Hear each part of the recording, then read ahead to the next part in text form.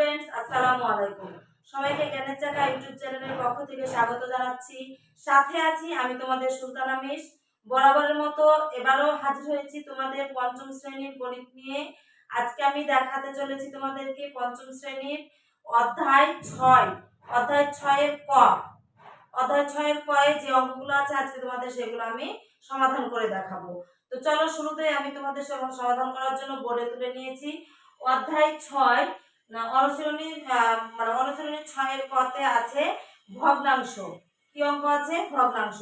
তাহলে এখানে আমাদের জানতে হবে আগে যে ভগ্নাংশ কি, ভগ্নাংশ কাকে বলে, ভগ্নাংশ কত প্রকার এবং কি কি।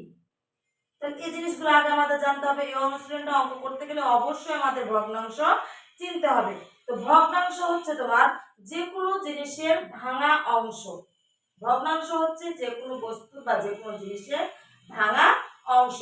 ভগ্নাংশ কাকে বলে? লব এবং হর বিশিষ্ট গাণিতিক রাশিকে ভগ্নাংশ বলে।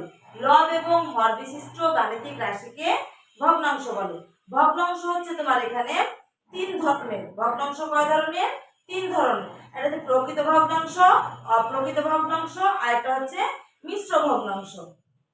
ঠিক আছে? ভগ্নাংশ কয় ধরনের? ভগ্নাংশ হচ্ছে তিন ধরনের। প্রকৃত ভগ্নাংশ, অপ্রকৃত ভগ্নাংশ এবং 3 নাম্বারটা হচ্ছে মিশ্র ভগ্নাংশ।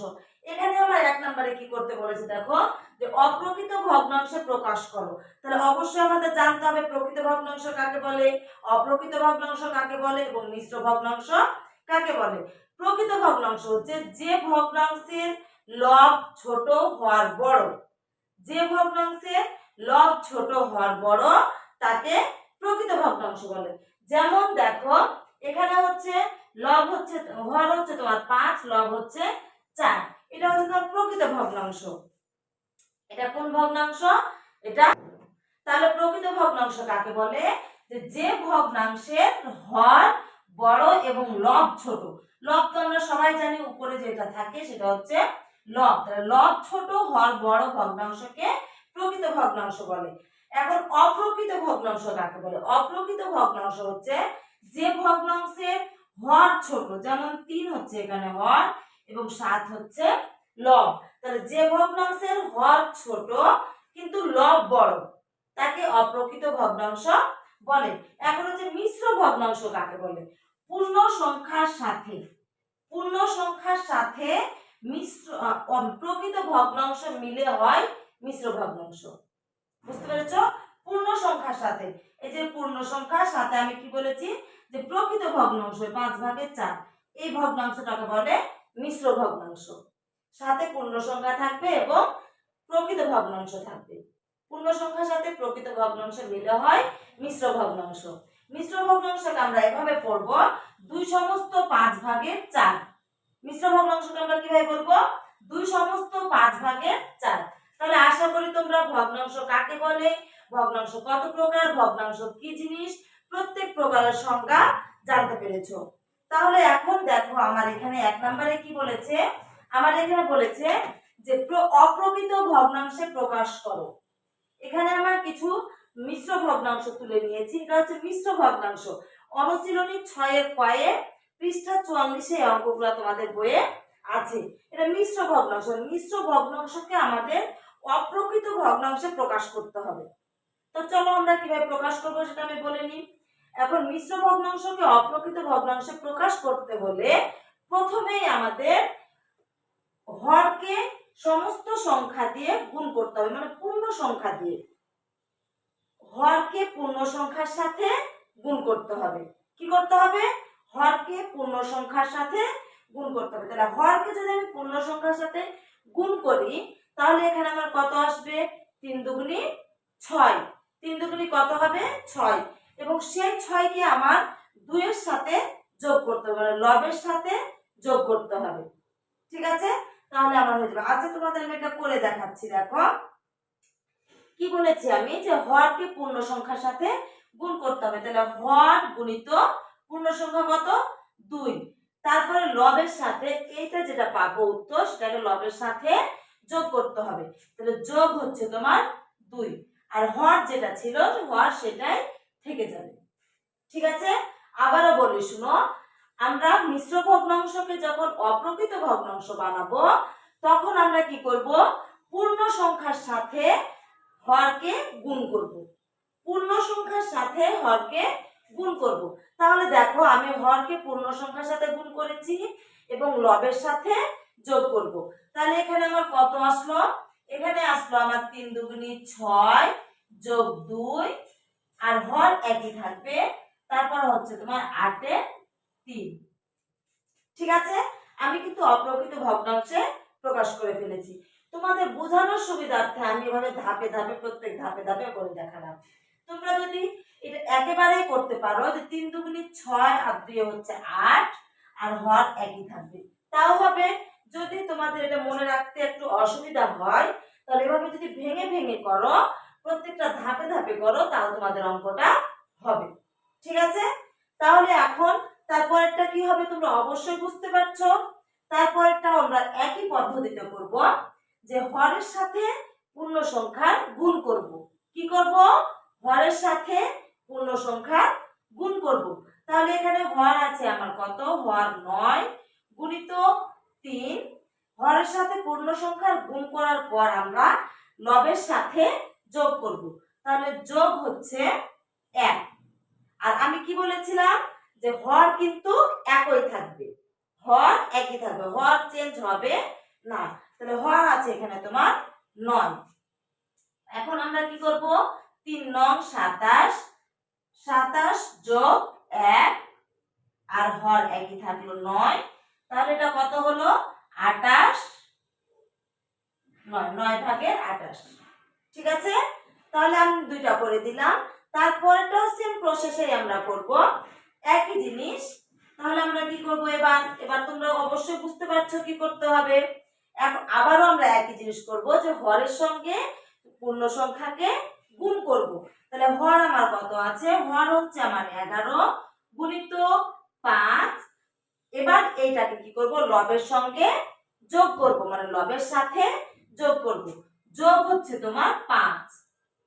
এখন দেখো আর হর কিন্তু একই থাকবে, বারবার একই কথা বলছি আমি, তাই না?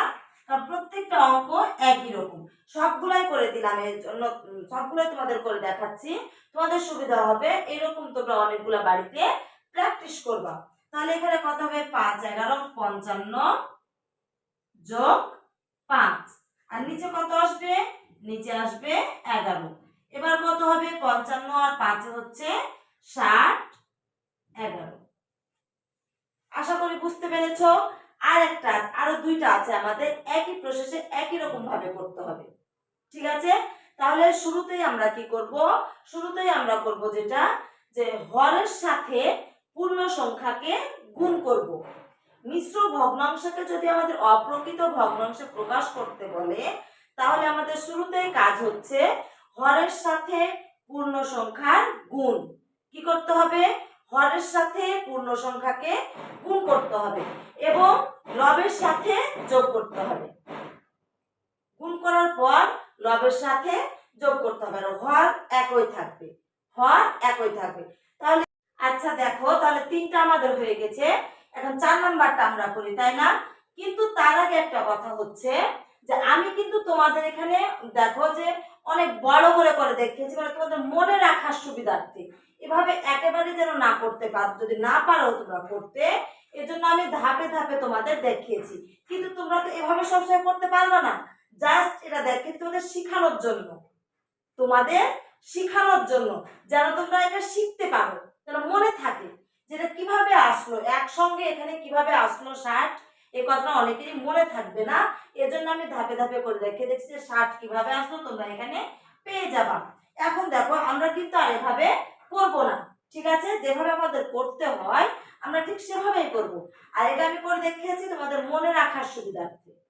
ঠিক আছে, তাহলে দেখো এখন আমরা কি করেছিলাম, প্রথমে গুণ করেছিলাম, হরের সাথে পূর্ণ সংখ্যাকে প্রথমে গুণ করেছিলাম।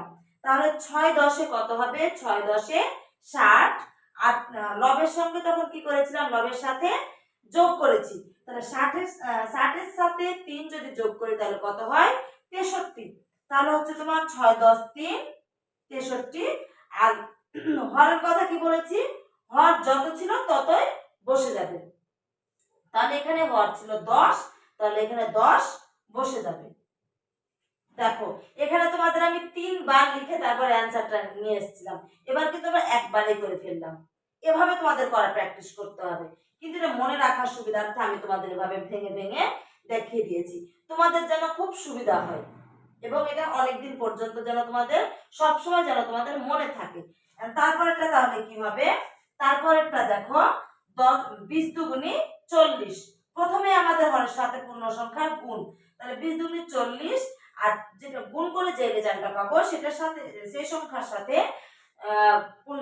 সেই সংখ্যার সাথে লবকে যোগ করতে হবে। তাহলে 20 দুগুণী 40 আর একে হচ্ছে 41। আর হর কি বলেছি, হর যত ছিল ততই বসে যাবে। ঠিক আছে, তাহলে আশা করি তোমরা এই ভিডিওটা মানে এই অঙ্কগুলো বুঝতে পেরেছো। এখানে আমি প্রথমে ভেঙে ভেঙে দেখাচ্ছি, পরে কিন্তু একেবারে দেখিয়েছি। ঠিক আছে, তাহলে এইরকম ধরনের অঙ্ক তোমরা বাড়িতে প্র্যাকটিস করবা। তোমাদের বইয়ে কিন্তু অনেক আছে, পরের অধ্যায়ে আছে, মানে পরের পৃষ্ঠায় আছে, অনেক আছে। এগুলো তোমরা বাড়িতে ভেঙে ভেঙে করার চেষ্টা করবা, প্র্যাকটিস করবা, তাহলে তোমাদের এই অঙ্কগুলো সবসময় মনে থাকবে। ঠিক আছে, আজকের মতো এ পর্যন্তই। পরবর্তী 2 নাম্বারটা আমরা আরেক অন্য কোনো ভিডিওতে তোমাদের করে দেখাবো আমি। এ পর্যন্ত তোমরা ভালো থাকো, সুস্থ থাকো। আর আমার চ্যানেলটা এখন পর্যন্ত তোমরা যারা সাবস্ক্রাইব করোনি তারা অবশ্যই সাবস্ক্রাইব করে দিও, কারণ আমি যখনই নতুন কোনো ভিডিও দিব ছাড়বো তখন নোটিফিকেশনটা তোমরা সবার আগে পেয়ে যাবা। আল্লাহ হাফিজ।